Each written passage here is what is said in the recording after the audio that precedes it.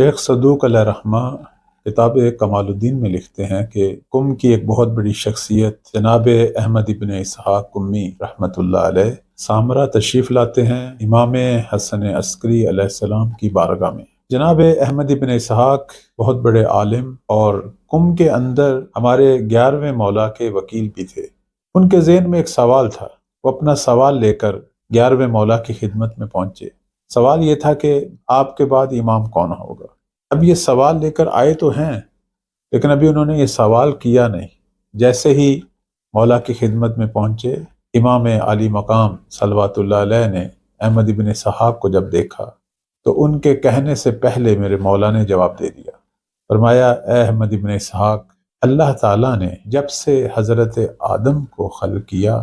تو یہ اللہ نے اسی وقت سے یہ عزم کیا، یہ ارادہ کیا کہ زمین کو کبھی بھی حجت خدا سے خالی نہیں چھوڑے گا۔ لہٰذا زمین جو ہے وہ قیامت تک ہمیشہ ہر دور میں ایک حجت خدا رکھے گی،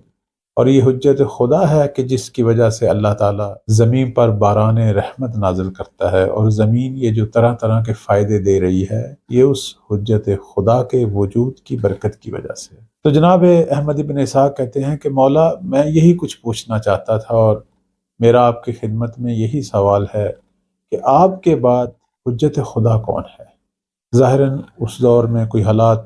نامناسب تھے اور کسی وقت بھی مولا جو ہیں وہ شہید ہو سکتے تھے، تو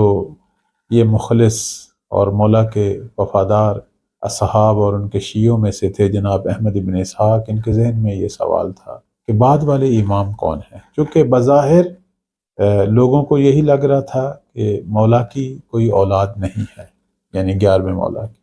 تو جناب احمد ابن اسحاق کہتے ہیں کہ میرا یہ سوال سن کر مولا جلدی سے گھر کے اندر چلے گئے، اور جب واپس آئے تو ان کے دوش مبارک پر ایک خوبصورت سا 3 سالہ بچہ تھا کہ جس کا چہرہ 14ویں کے چاند کی طرح چمک رہا تھا۔ تو مولا امام عسکری علیہ السلام نے فرمایا، احمد ابن اسحاق، اگر تم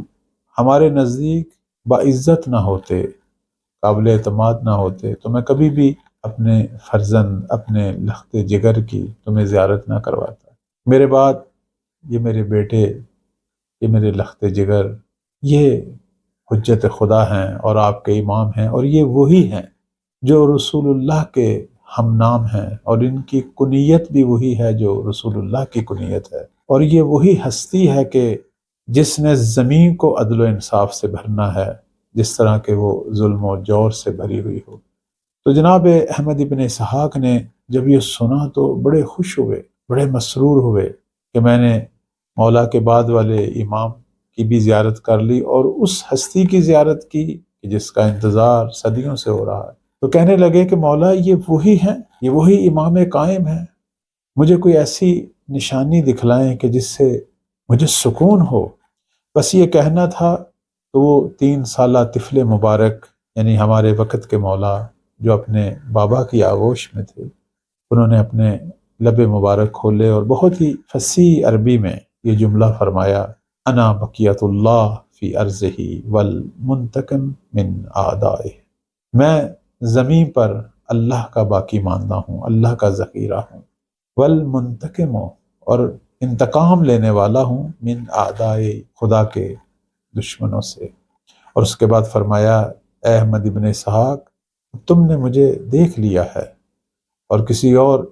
نشانی کی جستجو نہ کرو۔ جناب احمد ابن اسحاق کہتے ہیں کہ جب میں نے مولا کی یہ زیارت کی اور مولا کی یہ کلام مبارک سنی تو میرے دل کو خوشی ہوئی،